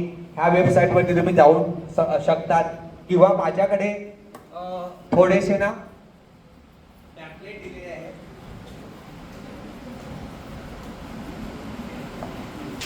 माझ्याकडे पॅम्पलेट्स आहेत. त्या पॅम्पलेट्स वरती पण त्याने बघा ती वेबसाईट लिहिलेली आहे, तर तुम्ही ते घेऊ शकता. ह्याच्यामध्ये ह्या 3 कॅटेगरी आहेत. त्याच्यामुळे वेगवेगळे 3 घेतलं तर काही हे होणार नाही. म्हणजे त्यांनी मॅडम 3 वेगळे ऑफिसर लेवल चेक आहे, त्यात ज्युनियर ऑफिसर लेवल आणि अग्निवीर असे 3 वेगवेगळे कलर्स पण त्यांनी दिलेले आहेत. तर तुम्ही घेतले नाही तर ऍट अ टाइम 3 घेऊन ठेवा. पण त्याची वेबसाईट सर्वांची ती सेमच आहे. त्याच्यामुळे त्या वेबसाईटवर गेले तर नोटिफिकेशन म्हणजे हे बघा, मी पण कुठे काही शिकलो नाही, मला पण, मी तर केमिस्ट्रीचा टीचर आहे बरोबर ना, पण माझ्या विद्यार्थ्यांना थोडस तरी माहिती मिळावी. कारण आम्ही बघितलं इकडे जे 15,000 लोक आलेले ना, मुलं आलेली, त्याच्यातली आपल्या ठाण्यातली किंवा पालघर मधली फार फार तर 100 ते 50 विद्यार्थी असतील. बाकीचे विद्यार्थी कुठचे होते? सोलापूर, कोल्हापूर, तिकडे विदर्भ वगैरे इकडचे सर्व विद्यार्थी. आणि ते एवढे मेहनत करतात, भयंकर मेहनत करतात. म्हणून मला वाटलं की आपल्या विद्यार्थ्यांना पण काहीतरी असं माहिती पाहिजे. कारण तुमच्यामध्ये पोटेन्शियल आहे ते, पण तुम्ही काय, तुम्हाला माहिती नाहीये आणि त्याच्यामुळे ते पोटेन्शियलचा तुम्ही यूज करत नाही. जसं अलोकला माहिती आहे का माझं पोटेन्शियल काय आहे आणि त्याने ते प्रूव्ह केलेलं आहे, तसं इथे बसलेले विद्यार्थी आहेत ना, त्या सर्वांमध्ये पोटेन्शियल, सर्वांमध्ये. पण तुम्ही प्रॅक्टिस करायला पाहिजे. आम्ही बघितलं तिकडे जेव्हा जी मुलं धावत होती ना, ऐकतात ना तुम्ही काय ते, जी मुलं धावत होती तेव्हा बघितलं का असे काही हट्टे मुलं होती ना, चांगले बिल्डवाले, ते धावत म्हणजे ते येत नव्हते, पण अशी सड पातळ होती, जी चप्पल घालून आलेली होती, त्यांचे कपडे पण कुठेतरी फाटलेले होते. असे विद्यार्थी काय ते 1600 मीटर परफेक्ट धावत होते. त्याच्यामध्ये तुम्ही असं नको का माझी अशी बॉडी पाहिजे, जे काही स्टँडर्ड दिलेत ना तेवढं मात्र पाहिजे का, तुम्ही तेवढे एकदम हायटेडच पाहिजे किंवा तुम्हाला तेवढी चेस्ट एवढी अशी पाहिजे, जिम केलेली पाहिजे, असं काही नसतं. शेत आम्ही बघितलं, मॅक्झिमम मुलं ही शेतकरी फॅमिली मधली, शेतात काम करणार, ती कॉलेज करायची, शेतामध्ये काम करतात आणि ते सर्व ट्रेनिंगची म्हणजे धावण्याची प्रॅक्टिस करतात, असे विद्यार्थी होते. आणि आपल्याकडचे कमी विद्यार्थी ह्या क्षेत्रामध्ये आहेत, तर तुम्ही पण जावं अशी आमची इच्छा आहे आणि म्हणून हे आम्ही सेमिनार ठेवलेलं होतं. आणि ती कोणाला बोलायचं आहे? तुला बोलायचं आहे? हा नाही, कोणाला बोलायचं असेल तर बोलू शकता. ह्या सेशन बद्दल जर तुम्हाला एक मुलगा आणि एक मुलगी ह्यांना व्ह्यू मांडायचे आहे सेशन बद्दल, कोण बोलेल सांगा चला. ये सेशन के बारे में आपका फीडबैक बोलने का है, तो कौन बोलेगा? कोई नहीं, अलग बोलेगा? हाँ वो तो बोल दिया, अभी कौन बोलेगा? चलो गर्ल्स मधून मला एक पाहिजे, काय पाहिजे, काय नाही, कसं वाटलं, तुम्ही ऐकलं असेल तर तुम्ही सांगू शकता. हा बोल ना मग. हा बोल, नाव सांग तुझं. मेरा नाम अंकित पाठक है सर. थैंक यू सर, आपने हम लोग को इसके बारे में बताया सर. आधा नॉलेज था सर, आधा नॉलेज आपने दिए सर, हो गया sir. Thank you sir. Half knowledge is very dangerous, बरोबर ना. तर तो म्हणाला का आधा नॉलेज होता, आधा तुम्ही दिलं, आता पूर्ण केलंय. आता तुझी जिम्मेदारी आहे का, जसं 5 ते 6 वर्षामध्ये तू येऊन नाही ते भेटायला पाहिजे आम्हाला का, सर बघा हे सेशन झालेलं, ह्याच्यातले 4 मुलं किंवा 4 मुली जरी 4-5 वर्षांनी येऊन सांगितलं का, सर तुम्ही जे सेशन दिलेलं ना त्याचा इम्पॅक्ट आमच्यावरती एवढा पडला का आज आम्ही ह्या डिफेन्स मध्ये आहोत, तर आम्हाला त्याचं हे जे काही सेशन घेतलं त्याचं चीज झालं असं आम्ही सांगू. ओके, गर्ल्स मध्ये कोणाला आणखी बोलायचं आहे? अरे हो की नाही?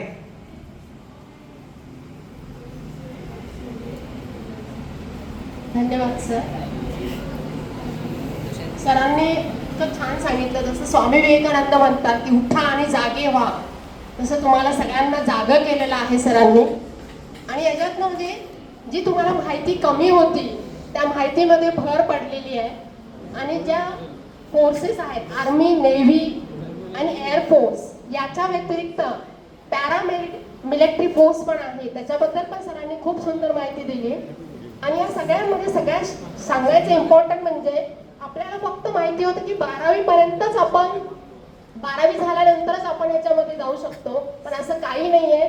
अग्निवीर ही संकल्पना जी मोदी गव्हर्नमेंटने आणली ती 8वी पास झाल्यावर पण तुम्ही याच्यामध्ये जाऊ शकता, 10वी पास झाल्यावर पण जाऊ शकता आणि फक्त 4 वर्षामध्येच नोकरी करून तुम्ही भरपूर काही कमवू शकता. याची सरांनी खूप छान माहिती दिली. अग्निवीर ही संकल्पना खूप सुंदर आहे, म्हणजे त्याचा तुम्ही वापर करू शकता, इतरांना मुलांना सांगू शकता.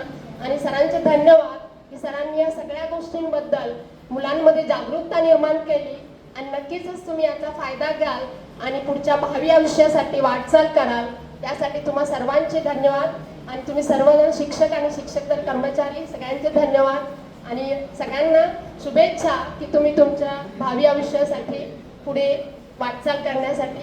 आणि स्पेशल धन्यवाद आलोक शुक्ला याचे, कारण तो डिफेन्समध्ये असून तुम्हाला कसं मार्गदर्शन केलं तुमच्याच वयाच्या. आणि सगळ्यात इम्पॉर्टंट म्हणजे याच्यात फिजिकल फिटनेस, रनिंगची प्रॅक्टिस, फिजिकल फिटनेस असेल तरच तुम्ही याच्यामध्ये जाऊ शकता, अन्यथा तुम्ही नाही तर तिथेच बाद होता.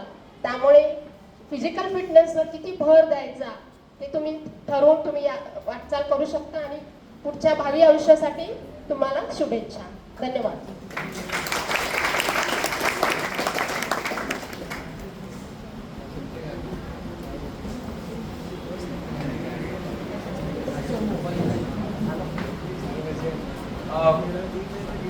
Student thank you very much. बघा मॅडमने सांगितलं, मी थोडंच सांगायचं विसरून गेलो की केस कापणारे पण लागतात तिकडे. म्हणजे अशा छोट्या छोट्या गोष्टी आहेत ना, केस कापणार असणार, झाडू मारणारे असतील, किचनमध्ये काम करणारे असतील, ते 8 पास आहे 10 पास आहे ना, त्यांना हे जॉब मिळतात आणि त्याच्यानंतर ते प्रमोशन करून पुढे हायर पोस्टला जाऊ शकतात. Okay, thank you very much. आपला एक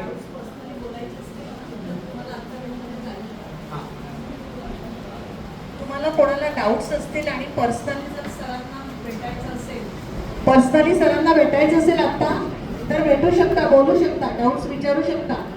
आणि सरांनी खूप छान पीपीटी सरांनी बनवली, मी माहिती आहे मला, पण खूप छान आहे पीपीटी बनवली काल अख्खा दिवस. येस सरांनी स्वतः बनवली ती पीपीटी, खूप सुंदर आहे, मला पीपीटी पण आवडली त्यांची. माझा एक विद्यार्थी आहे, is doing BE in Vartak college. मला तेवढं त्याचं नॉलेज आहे.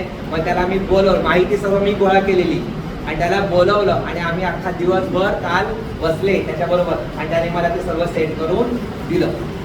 ओके, म्हणजे तुम्ही रेडीमेड घेतली का असं जेव्हा मी म्हटलं तेव्हा इट्स अ कॉम्प्लिमेंट, बरोबर ना? खूप छान पीपीटी बनवली आणि सरांनी जो व्हिडिओ दाखवला आधी सुरुवातीला त्यामुळे तुम्हाला बरीचशी आयडिया आली आणि विषयाची सुरुवात झाली, तुम्हाला कळलं की आपल्याला कुठलं नॉलेज मिळणार आहे आता वगैरे वगैरे. सर खूप छान. आलोकला काय बोल, आलोक कुछ बोलना है? सर के बारे में, ये प्रोग्राम के बारे में.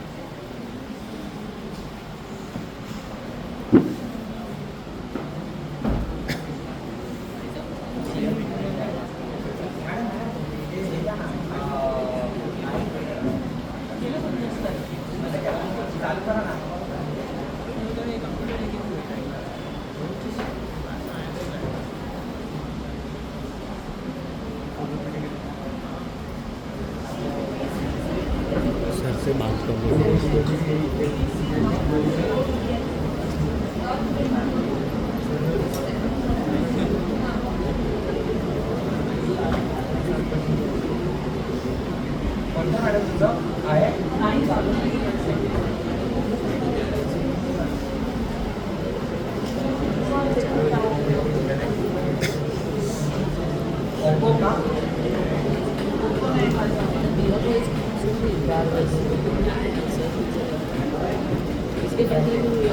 थोडं सांगा तो ना कमांडोचा एक व्हिडिओ दाखवणार तुम्हाला. आता एवढं बघितलं तर ते पण बघून जा. त्याला दाखवायचं आहे, त्याला दाखवायचं आहे.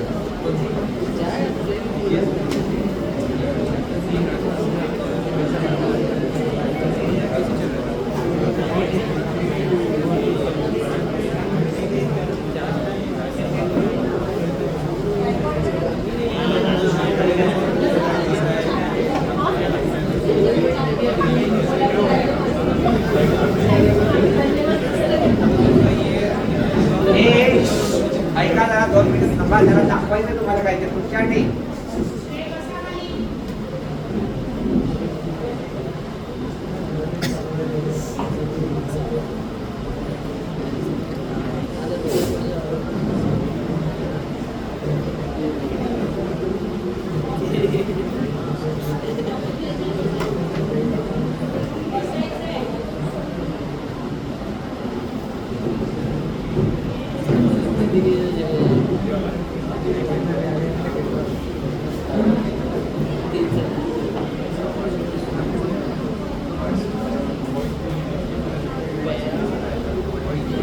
Hello hello.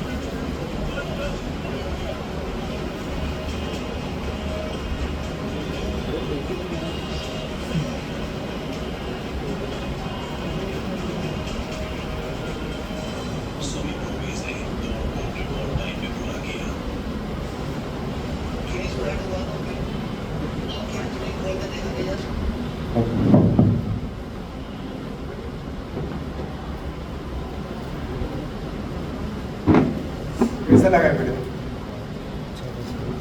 जोश है अभी? यस बनोगे इंडियन आर्मी? यस सर है जोश? यस सर आवाज आनी चाहिए। है जोश? यस सर हाउ टू जोश? यस सर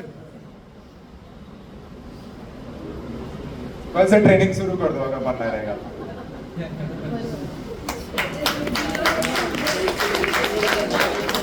कल से ट्रेनिंग शुरू कर दो आप लोग, ठीक है? इसको करने का ट्रेनिंग नेचर आप करना है। हम लोग का करने का है अभी, लेकिन हमारा अभी उम्र चला गया, नहीं तो अभी हम लोग करते हैं। बच्चों के लिए हमें भी ट्रेनिंग होनी चाहिए। जरूरी है training. Okay sir, Jai Hind sir, Jai Hind all of you.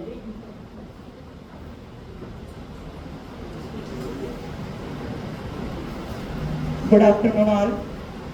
आज का जो अपना सेमिनार है, I think at least all the students, if you learn how to live our life with well disciplined manner, इतना भी अगर आपको समझ गया तो मैं समझती हूँ कि ऐसे सेमिनार जो होते हैं उनका 100% पूरे दुनिया में सबको ही फायदा होगा।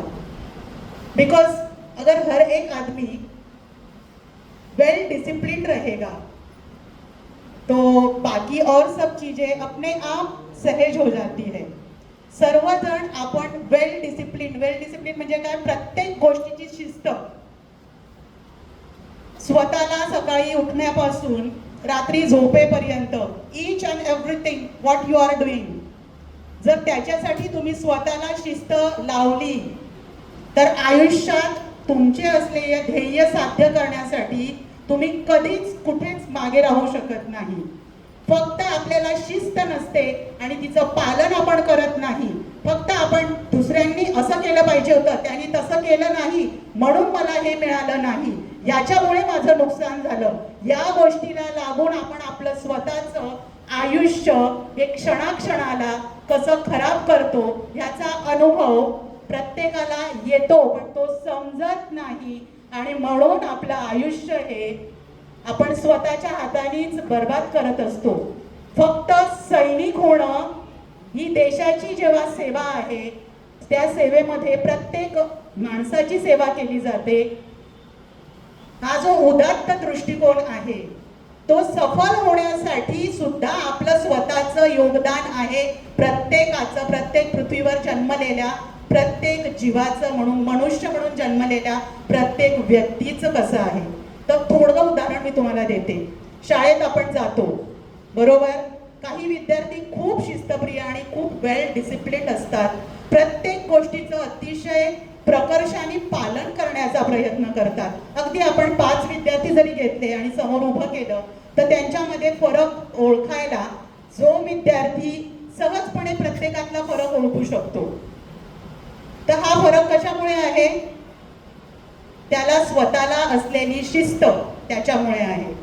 जसं आपण घरातून बाहेर निघतो, घरात आपल्याला खूप सांगितलं जातं चांगल्या 4 गोष्टी, कोणाला काही वाईट बोलायचं नाही, ही शिकवण तर प्रत्येक आई वडील देतातच बरोबर, त्याच्यासाठी कोणी बाहेरचा का शिक्षक आमच्यासारख्या शिक्षकाची गरज आहे का? नाही. कोणाला काही वाईट बोलायचं नाही, पण आता जर कॉलेजमध्ये आपण थोडंसं इकडे फिरलो, तर आपल्याला काय काय ऐकायला मिळतं हे मलाही माहिती आहे आणि त्याची जाणीव तुम्हाला सुद्धा चांगल्या प्रकारे असेल. बरोबर आहे की चूक आहे? मला फक्त सांगा, येस और no. So it's your duty how to stop all such things. तुम्ही फक्त त्या गोष्टी स्टॉप करू शकतात, कारण तुमचे पॅरेंट्स, पोलीस, सैनिक प्रत्येकाच्या मागे फिरू शकतात का? फिरू शकतात. मग फिरणारे कोण आहोत? मी असेल, तुम्ही असेल.